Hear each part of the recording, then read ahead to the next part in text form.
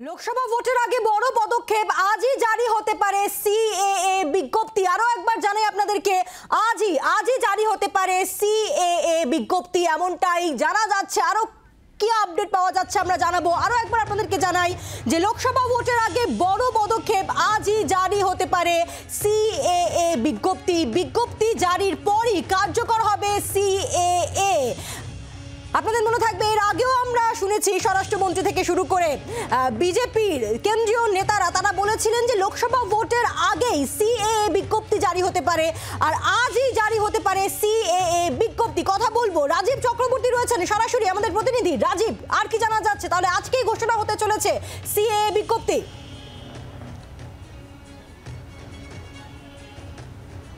দেখো, রাজনীতিতে, বিশেষত পশ্চিমবঙ্গের রাজনীতিতে সিএএ অর্থাৎ সংশোধিত নাগরিকত্ব আইন চালু হওয়া এবং তার ঘোষণা হওয়া একটা বড় পদক্ষেপ, এবং যা কিন্তু আলোড়ন ফেলে দিতে পারে।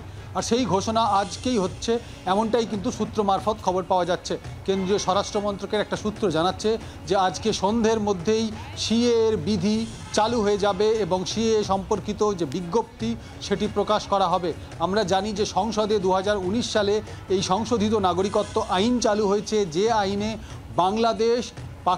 বাংলাদেশ, আফগানিস্তান এবং পাকিস্তান এই তিনটি দেশ থেকে আসা অমুসলিম ধর্মাবলম্বীদের নাগরিকত্ব দেওয়ার জন্য নাগরিকত্ব আইন সংশোধন করা হয়েছে। সেই সংশোধিত আইন চালু করতে গেলে যে বিধির প্রয়োজন হয়, সেই বিধি এখনও পর্যন্ত কেন্দ্রীয় স্বরাষ্ট্রমন্ত্রক ঘোষণা করেনি। এবার সময় এসেছে সেই বিধি ঘোষণার। একেবারে লোকসভা নির্বাচন ঘোষণা হতে চলেছে আর একদিন দুদিনের মধ্যেই, অর্থাৎ এই সপ্তাহেই লোকসভা নির্বাচন ঘোষণা হতে পারে বলে খবর পাওয়া যাচ্ছে। আর তার আগেই বড় খবর আসছে যে এবার সংশোধিত নাগরিকত্ব আইনের বিধি তৈরি করে প্রকাশ করতে চলেছে কেন্দ্রীয় সরকার। সেক্ষেত্রে নাগরিকত্ব দেওয়ার জন্য এই আইনে কি কি বিষয় থাকবে সেগুলির বিষয়ে সরকার বিজ্ঞপ্তি জারি করবে এবং সেই বিজ্ঞপ্তি আজই জারি হতে পারে। আবারও জানাচ্ছি যে সিএএ আইন চালু হলে পশ্চিমবঙ্গের রাজনীতিতে তার বড় প্রভাব পড়তে পারে। সেই সিএএ আইন একেবারে লোকসভা নির্বাচন ঘোষণার একেবারে দোরগোড়ায় পৌঁছে গিয়ে সরকার আজকে সন্ধ্যের মধ্যেই ঘোষণা করতে পারে, এটি সূত্র জানাচ্ছে।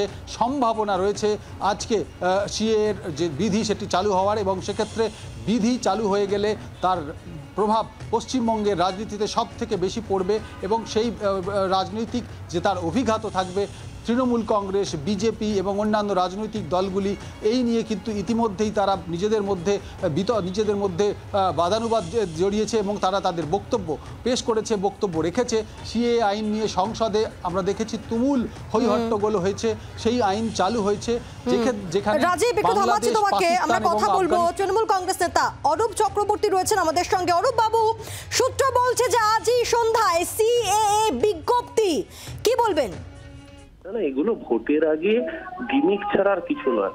দেশের মানুষকে এনআরসি সিএএ করে অনাগরিক করার চক্রান্ত দীর্ঘদিন ধরে বিজেপি করছে। বাংলার মানুষ এর বিরুদ্ধে প্রতিবাদ করে 2021 সালে এদেরকে বাংলা থেকে মুছে দিয়েছিল রাজনৈতিকভাবে। আর যে সিএএ এর কথা বলছেন, সেই সিএএ এর বিলটা পাস হয়েছিল আজ থেকে 4 বছর আগে, 5 বছর রাজার হতে চললো।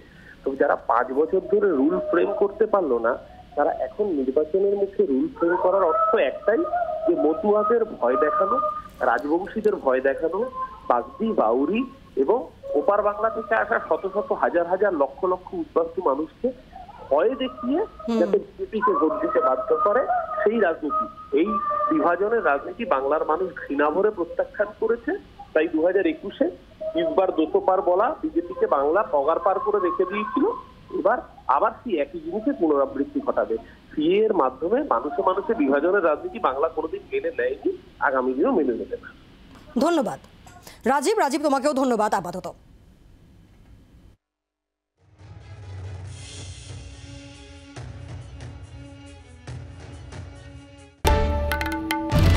বাংলার আওয়াজ, বাঙালির আবেগ, জি 24 ঘন্টা।